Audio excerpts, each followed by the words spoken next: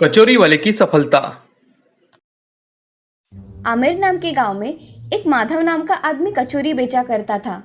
उसके व्यवसाय में उसकी पत्नी राधा उसका हाथ बटाती थी। माधव दिन भर बहुत मेहनत करके कचौरी बनाता और बेचा करता था। राधा उसे घर से सारा सामान तैयार करके देती थी। माधव की रेडी के सामने सुंदर नाम के आदमी की पाव भाजी की रेडी थी।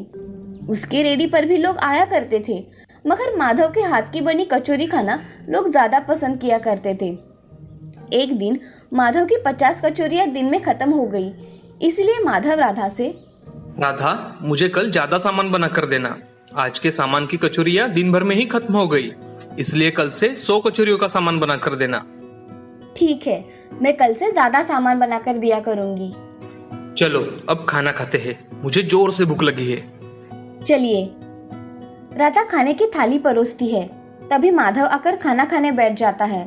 दोनों का खाना हो जाने के बाद दोनों जल्दी सो जाते हैं। अगले दिन राधा 100 कचौरियों को लगने वाला सामान बनाकर रखती है। माधव सब सामान अपनी रेडी पर लेकर चला जाता है। माधव पूरे दिन कचौरी बनाकर बेचता है। उसकी बहुत सारी कचौरियां आज बेची जा चुकी थी। उसकी 20 कचौरियों का सामान बचा था, इसीलिए माधव मन में सोचता है, अगर मैं थोड़ी देर और रुकूं तो कचौरियां शायद बिक जाए। ऐसा सोचकर वो राधा को फोन लगाता है। तभी माधव राधा से, राधा, कचौरियों का थोड़ा सामान बचा हुआ है। मैं सोच रहा हूँ कि थोड़ी देर और यहाँ रुककर फिर घर पर आता हूँ। जी, जैसा आपको ठीक लगे। ठीक है। ऐसा कहकर माधव फोन रख देता है। फोन रखने के बाद आधे घंटे में माधव के रेडी पर एक आदमी 10 कचौरियां लेने आता है।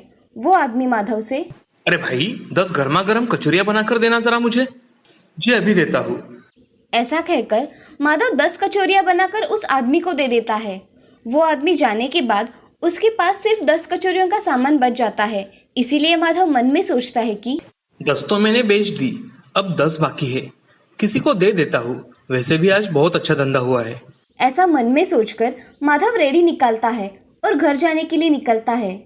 थोड़ी दूर चलने के बाद उसे एक पेड़ के नीचे कोई बैठा दिखाई देता है। माधव उसके पास चला जाता है और देखता है कि एक बूढ़ा आदमी पेट पकड़े हुए बैठा था। बाबा, आप ऐसे क्यों बैठे हो? बेटा, मुझे बहुत भूख लगी है, इसलिए मैं ऐसे बैठा हूँ। भूख के कारण मेरे पेट में बहुत दर्द हो रहा है। बेटा, बाबा आप यही रुको, मैं अभी आता हूँ। माधव जल्दी जाकर उसके साथ 4 कचौरियां लेकर आता है और बाबा को खाने के लिए देता है। माधव बूढ़े आदमी से, बाबा आप ये कचौरियां खा लीजिए, और चाहिए हो तो और बना कर देता हूँ। नहीं बेटे, मेरे लिए तो यही काफी है। ऐसा कहकर बूढ़ा आदमी वो कचौरियां खाकर माधव को ढेर सारा आशीर्वाद दे देता है। तभी बूढ़ा आदमी आंखें बंद करता है और उसके हाथों में सोने के सिक्कों से भरी पोटली आ जाती है। बूढ़ा आदमी वो पोटली माधव को देकर, बेटे ये लो, तुम्हारे लिए। मुझे ये नहीं चाहिए बाबा। बूढ़ा आदमी अब अपने असली भूत के रूप में आ जाता है और माधव से, माधव, आज इतने दिनों बाद मैंने खाना खाया। अब तक मुझे किसी ने खाना नहीं खिलाया। मैं तुमसे बहुत खुश हूँ, इसलिए ये तुम्हें उपहार के तौर पर दे रहा हूँ। तुम हर रोज मुझे कचौरियां लाकर खिलाया करो, मैं तुम्हें बहुत सोना दूंगा। बाबा, मगर मुझे इसकी कोई जरूरत नहीं है, मैं आपको ऐसे ही हर रोज कचौरी खिलाऊंगा। माधव, मैं खुश होकर तुम्हें ये दे रहा हूँ, तुम इसे रख लो। ठीक है बाबा। माधव वो पोटली लेकर भूत से, बाबा आप मुझे यहाँ हर रोज मिलेंगे? हाँ, मैं तुम्हें हर रोज यहाँ मिलूंगा, मगर याद रहे तुम्हें हर रोज मुझे कचौरियां खिलानी होंगी। ठीक है बाबा, मैं आपको हर रोज कचौरी खिलाऊंगा। अब मैं चलता हूँ। अब माधव घर जाने के लिए निकलता है। माधव घर पहुंचकर अपनी पत्नी राधा से, राधा, ये लो सोने के सिक्कों की पोटली। आप ये कहाँ से लेकर आए? इसमें सच में सोना है? राधा, मुझे आज एक पेड़ के नीचे एक बूढ़ा आदमी दिखा। वो बहुत भूखा था, इसलिए मैंने उसे कचौरियां खिलाई, तो उसने मुझे ये सोने से भरी पोटली दी और उसने बताया कि वो एक भूत है। इतने दिनों से उसे किसी ने खाना नहीं खिलाया, इसलिए उसने खुश होकर मुझे ये सोने के सिक्कों की पोटली दी है और हर रोज खाना देने के लिए कहा है। आप उन्हें कचौरियां दीजिए, मगर संभल के, हमें ज्यादा सोना भी नहीं चाहिए। हाँ, मैं ध्यान रखूंगा। ऐसा कहकर माधव और राधा खाना खाकर सो जाते हैं। अब माधव अगले दिन कचौरियां बेचने चला जाता है। तभी उसे फिर से रात को भूत दिखाई देता है और उससे कचौरियाँ खाकर फिर से सोने की पोटली देकर चला जाता है। अब ऐसे ही दिन बीत रहे थे। माधव अब बहुत धनवान बन गया था। उसने अपना खुद का दुकान खरीद लिया था। खुद के घर को बहुत बड़ी हवेली बना दी थी। ये सब उसके पड़ोस में रेडी लगाने वाला सुंदर देख रहा था। उसे ये सब जरा अजीब लग रहा था। ये माधव अचानक कैसे इतना अमीर बन गया? इसने दुकान भी खरीद लिया और घर भी बहुत बड़ा बनाया है। पता करना पड़ेगा क्या चल रहा है इसका। अब सुंदर ने माधव पर नजर रखना शुरू कर दिया। माधव एक दिन घर जा रहा था, तभी पेड़ के नीचे भूत दिखाई दिया।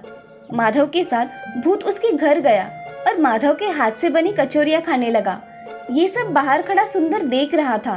तभी उसने देखा कि भूत ने एक सोने के सिक्कों से भरी पोटली माधव को दे दी। ये सब देख सुंदर हक्का बक्का रह गया और मन ही मन में, अच्छा तो ये बात है। ये माधव इस तरह से मालामाल हो गया है। इस भूत का कुछ ना कुछ तो इंतजाम करना ही पड़ेगा। सुंदर वहां से निकल जाता है और उसे रास्ते में वही पेड़ दिखा जो कि उस भूत की रहने की जगह थी। तभी सुंदर घर जाकर अपनी पत्नी से, सुमति सुनती हो, जरा बाहर आओ। जी कहिए, क्या हुआ? सुंदर ने अपने आंखों से देखी हुई सब बात सुमति को बता दी और सुंदर ने सुमति से कहा, सुमति, मैं सोच रहा हूँ कि अगर हम उस पेड़ को ही काट डाले तो भूत वहां रह ही नहीं सकता और माधव को पैसे भी नहीं मिलेंगे। कैसा लगा मेरा आइडिया? विचार अच्छा है।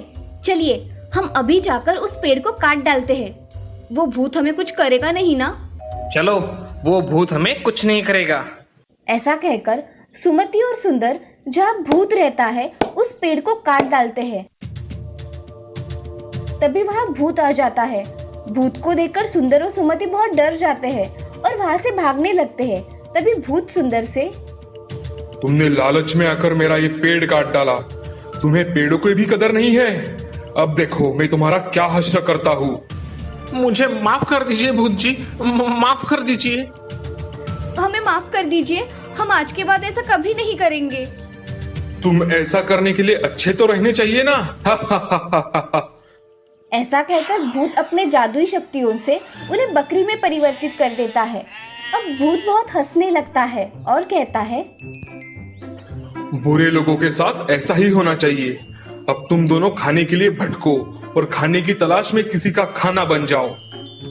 ऐसा कहकर भूत दूसरे पेड़ पर चला जाता है। सुंदर और सुमति बकरी बन जाते हैं। उन्हें उनके बुरे कर्मों का फल मिल जाता है। इस कहानी से हमें ये सीख मिलती है कि जिंदगी में लालच नहीं करना चाहिए। लालच से हमेशा इंसान का नुकसान ही होता है।